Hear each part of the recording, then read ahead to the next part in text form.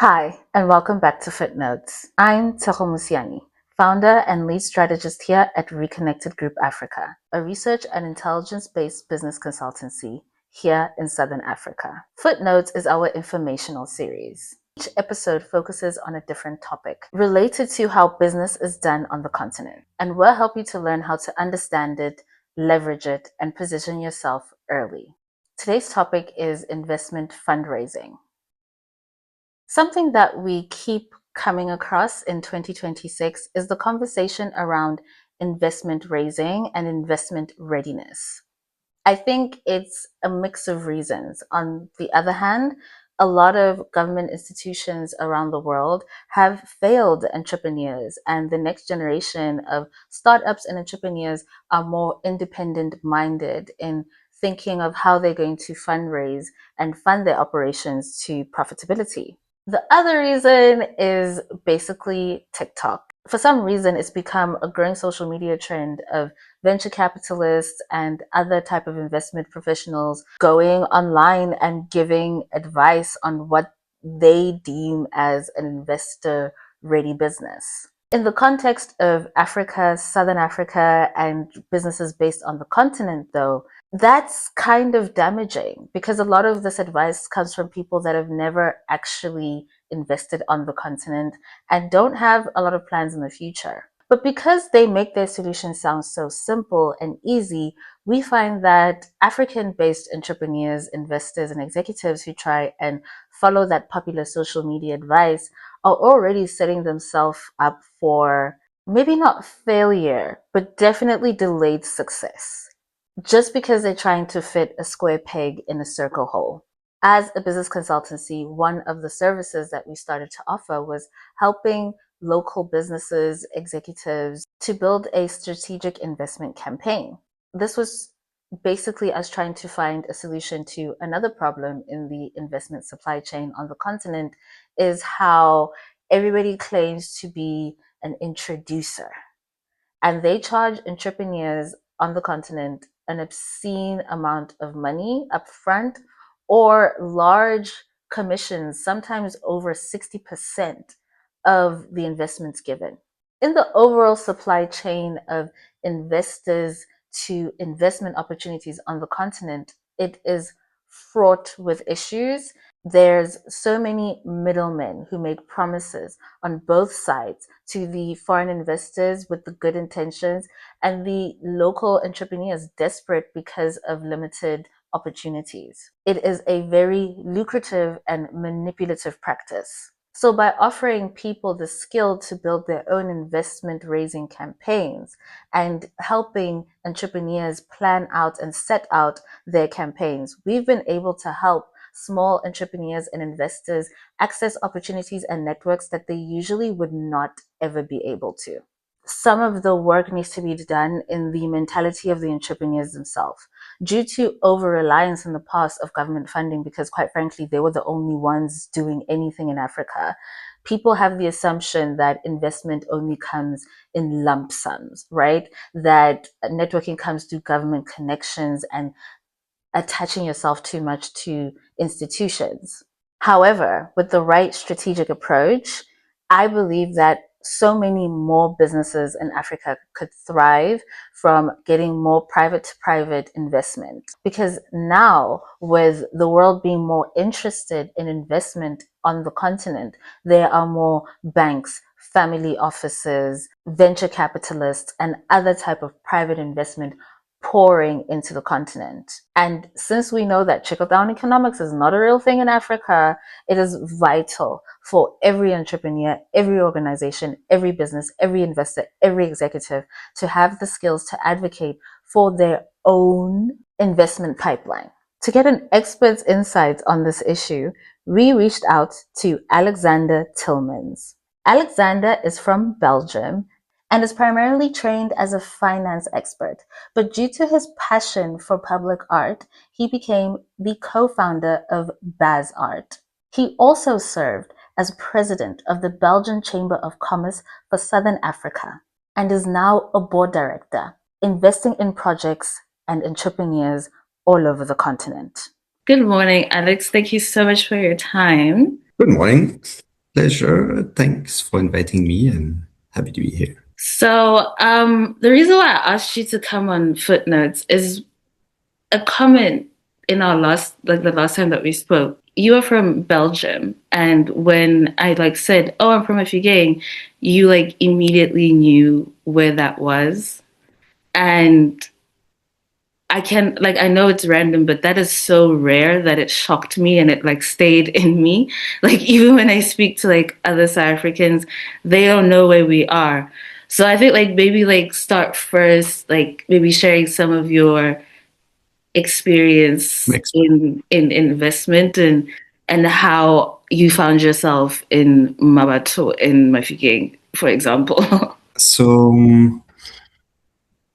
I landed in South Africa about 18 years ago, and I was working in tourism at the time. I was working in finance for a tourism company, and that led to different entrepreneur venture because my boss at the time enjoyed me being happy, and he was giving me projects on the side. That's that's how I became an entrepreneur, and that's how I started different ventures in different places. And and one of them, more recently in 2017, was a marketing company using street art as a medium. So working with street artists. I'm not an artist. As I just said, my background is in finance, but speaking with artists, I realized that they can't work with their talent and they cannot make money, and they can, if they don't get a little bit of help to sort out the paperwork. And because street art is in the public space and you need to contact the city and the city needs to be happy, and then the Department of Art and Culture. And it's a little process. And depending on the city, it's always different. So Cape Town is different from Joburg, is different from Durban, is different from Mafeking. And so we started that in 2017 in Cape Town. And we had a festival, and then we had a couple of clients, hotel, parking lots, hospitals, art and culture. And yeah, and because public art makes people speak, we ended up in some newspaper, and newspaper go around all the country. And one guy called Odi Relay in Mafeking said, "Oh, I want to do the same thing as you in Cape Town. I want to organize a festival, and I want to be able to find jobs for the artists." And Odi Relay came to Cape Town to the festival we were organizing. And yeah, and we started a nice relationship. And one day I went to see him in Mafeking and say, "Well, what does it look like? What kind of business can you do? What kind of festival could you organize? Who are the artists?" And that's how I spent a few days with him. And yeah, I'm very happy, even though the business didn't start overnight. So it didn't start like 5 years ago when we met, maybe 6 years ago when we met. Yeah, I'm very happy that this year he shared that the festival had been starting, that he started receiving funding for the NGO, and then starting finding work. So it's very nice to see that 5, 6 years down the line, it actually worked. It just took a bit of time. Doesn't investing, fundraising always take twice as long as you want it to and three times as long as it should, or whatever the saying is? Yes, yes. I think there are a couple of rules in the textbook that I would like to revisit. Like, oh, it takes 3 years to go to break even and make money. Mm, Well, for some company, it takes 20, yeah, and yeah. and we can mention Apple. Yeah. I actually love that story because I come from a few gangs. I've always known that we don't have billboards because the weather doesn't allow it to have it's very windy, very dusty. So it doesn't allow us to have a lot of billboards. So around Boma 2018 about I came back home and I saw the street art billboards. And what is really cool about it's local businesses take up like a block on the highway barrier wall, for example, and they get like this custom street art painted version of their logo or their imagery and things like that.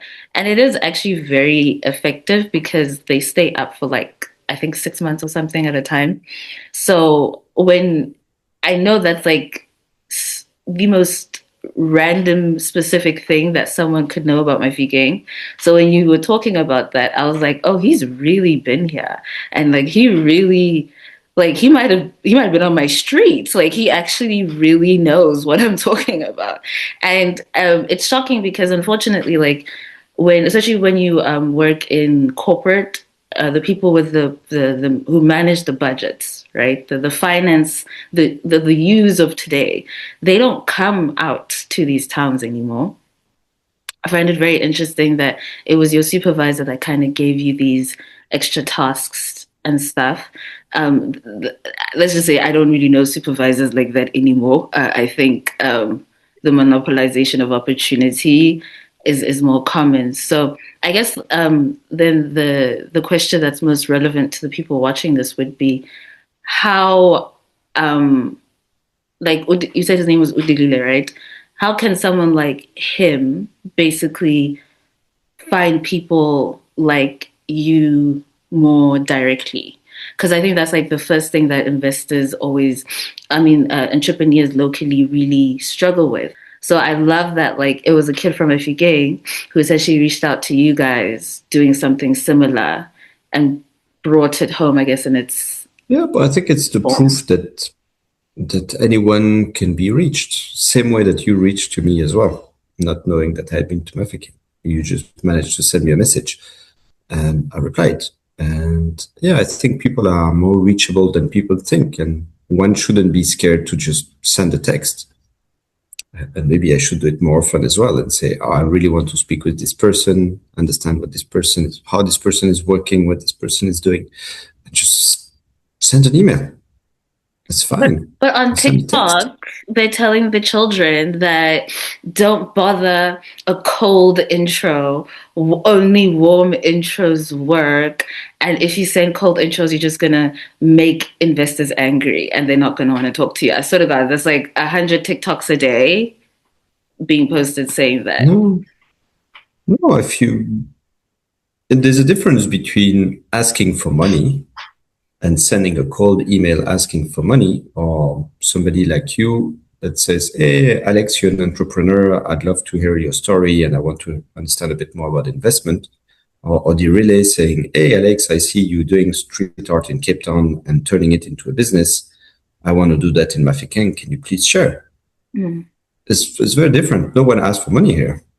People just ask for, can you please share your story? Mm. And I think there's a big difference between asking people to do something or making people proud of what they're doing. True. Something my mom told me a long time ago. That's cute. If you make people proud, they'll be happy with you, or Yeah. they'll reward you. To include people. I think that's also a part of Yeah. when people like do investment pitching. I've realized that their Mm. pitches are very selfish. Like it could be a great idea, but you're not telling me how your community benefits or how even I, if I was the investor, could benefit long term just outside of money. I think it feeds into conversations we have around a lot of times the maybe you agree disagree let me know, but a lot of times what's holding people back is like the soft skills, like you're a smart kid with a university degree or a family business and experience and internships, but like you're saying now, you're afraid of cold pitching because you don't necessarily know how to socially maneuver that way. So I guess like it, outside of like obviously just being the one to reach out, what like social or networking, like how much of that actually has to do with you succeeding in your investment fundraising? A lot. I hate long application forms. I think from my first job interview when I applied for a corporate, when I saw the application form was 20 pages, I just gave up. So So no, I value a lot more communication and networking because I think that's how you can judge the quality of a candidate or of a person or somebody you want to chat with or somebody that has something to say that you want to link up with. So for me, networking is a lot more valuable. And so reaching out to people, it's send an email, send a text. If the person doesn't reply, it's okay. It's not a drama. Doesn't mean that the person doesn't like you. It just means that maybe the person is busy with something else. But if you want to trigger people's interest, you really have to find what they like. I don't know if that investor really likes cricket, and you too start speaking about cricket. So you shouldn't, even in business, you shouldn't overlook these little, almost cheesy events or little interests that you might have, even if it's a game, because that might be what unlocks the door. Yeah, so do your research before contacting someone and find what they like. It's always easier to have a common ground. Yeah. Like when you approach me, I love helping entrepreneurs, and you approach me saying, "Oh, can we speak about entrepreneurship and investment?" Sure. Yeah. Because I like working with entrepreneurs, so that resonates with me. Yeah. Something because you last time we chatted, you spoke about NGOs as well, and it's a form of entrepreneurship for non-established NGOs. For me, it's very important if an NGO doesn't beg for money. It rarely works. But if an NGO offers a service and gets money in return, then suddenly it's a different principle. Absolutely. And again, we can use the street art as that example, is the one I know best. If you paint in the city, well, it makes the city prettier and more livelier. So the city should give you money because suddenly the city is prettier and somebody has to do it. Somebody has to buy the paint. So suddenly you don't ask the city for money to paint. You say, well, I'm building beautiful spaces. Can you compensate me for that? It's the same work. Yeah. It's just the way of phrasing it. Yeah. And I think that brings me to my next question is like, I feel like real entrepreneurs are always told to like find bigger ideas, like build an app. And now the new thing is AI and whatever. But from us as a research and intelligence agency, we struggle with that advice, even though it's everywhere now, because no offense, but why are you building an app when you're from Taum? Like there's actual things that people need, that like actual things that create jobs and that manage the land or that, deal with food security or deal with corruption, like everyday issues. So I guess how do you, like you were saying, distinguish between an idea that has long-term possibility that might not be immediately profitable or like immediately break even, but you know what I mean? It's worth that long-term investment, or versus just going straight for like for-profit DTC out the door. Because I think that's something that a lot of entrepreneurs struggle with because they think that in order to be worthy of investment, right, it has to look like a Joburg business or a Cape Town business. But how do you become worthy of investment from where you are with what you need? Well, I think nowadays, to be worthy of investment, you need to show that you have, if not clients, a market. You need to show that there's a potential to sell to people something. Because like you said, there's 1,000 people building apps, but it's not even sure those apps have a market. And if you have a brilliant idea saying, I'll do billboard in Mafeking, but you have no customers because it's windy and dusty and they're going to break, well, it's a bad idea. So I think you should have an idea, but you should have tested it against the market. And it sounds very abstract, but it means finding clients. Even if the product is not ready, if you can show that you have clients, even if the product is not ready, you're more likely to find investors. Because you can show that this guy is willing to pay me 10,000, 100,000, 1 million, or 10 million if I can make it happen. Then you'll interest people. There's value in I guess the bootstrapping culture that I feel like real entrepreneurs already have to do. Because, for example, if you want to be like a really good mechanic, you need cars. Like, there's no other way to become good at that. If you want to build a road, no, I'll give you an idea. You can go to the dump and find an engine, I'm certain. yeah, And refurbish it. yeah, exactly. You And need refurbish parts. it. Yeah, Yeah. yeah. So If there's a way you to don't. document that and communicate that, I think that will give rural entrepreneurs, because what you're saying is what they already do, but they feel like it's not enough because that's not what like the gurus and the business schools and the MBA grads are saying today. So I think it's I agree with you, but I also think it's about like they must quantify that, because I think a mechanic with 20 loyal customers in his hometown is very valuable. Maybe not millions of rands of investment valuable, but very valuable. Why would you need an investor? Give me a few ideas. I think because funding for businesses in South Africa is very, very difficult in Africa, especially in your rural areas. So part of what we talked about last time is I want to build different pathways to investment so people like that can access like credit and investment from more options. Because right now your option is the government or the bank. It would be nice if there were like smaller scale or more impact investment, maybe like slightly lower interest rates, smaller amounts. Because someone like that, like if he wants to franchise, for example, like he wants to open a second location, he would need help. Or if he wants to hire more people or help his employees get their qualifications, all of that requires a cash injection that's not very accessible. He wants to open let's use that as a case study. He wants to open a second location. Yeah. So it means the first one is fully staffed, people are super busy and working around the clock. And that entrepreneur, that manager, that CEO is like, well, this thing is rolling. I want to open a second location. The first thing is that he has got clients because the first place is packed.